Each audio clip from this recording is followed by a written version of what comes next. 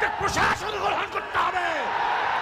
এই চাঁদাবাজ, দখলদার, খুনি, ধর্ষক, জালেমের গোষ্ঠী বাংলাদেশের মাঝখানে বসুক, বাংলাদেশের জন্য।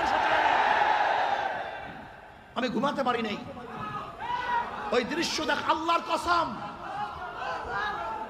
আমি শুধু ওই দৃশ্যই আমার চোখে সে ভাসছিল। আমি বিশ্বাস করতে পারি নাই মানুষ শুধু জালেম কিভাবে হয়, এত অত্যাচার কিভাবে হয়।